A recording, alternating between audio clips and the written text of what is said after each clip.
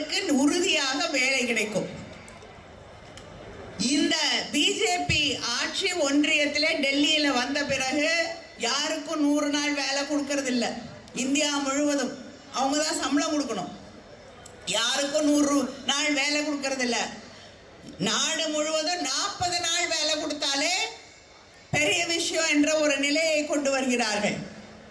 இப்பொழுது புதுசா கொண்டு வந்திருக்கக்கூடிய மசோதாவில் அது மகாத்மா காந்தி ஊரக வளர்ச்சி திட்டம், வேலை உறுதி திட்டம். ஆனா மகாத்மா காந்தி பேரை எடுத்தாச்சு.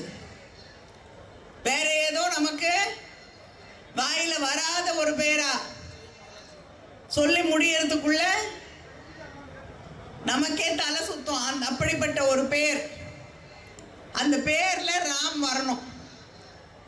அதுக்காக அந்த பேரை மாத்தினாங்க. சரி, பேரை மாத்தினவங்க திட்டத்தை அப்படியே வச்சாங்களா? இல்லை.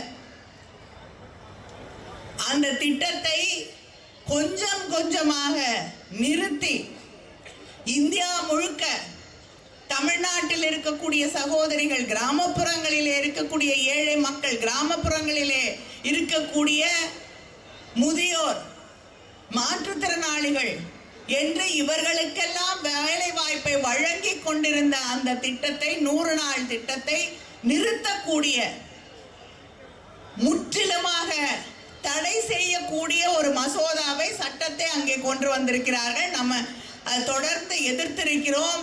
நம்முடைய முதலமைச்சர் அவர்கள் அதை என்றும் ஏற்றுக்கொள்ள மாட்டோம் என்று அறிவித்திருக்கிறார்கள்.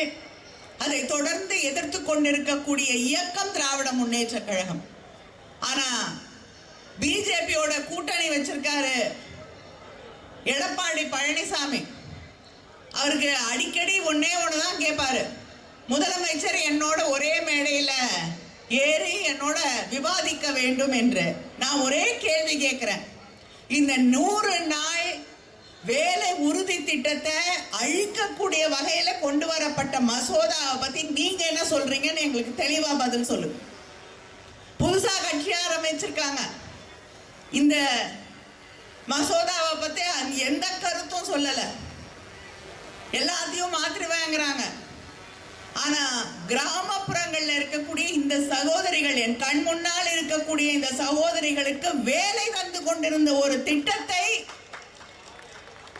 ஒன்றிய பாஜக அரசு நிறுத்த துடித்துக் கொண்டிருக்கிறது. இனிமேல வேலை, அதுவும் எப்படி விவசாய நாட்கள்ல எல்லாம் வேலை கொடுக்க மாட்டாங்களாம்.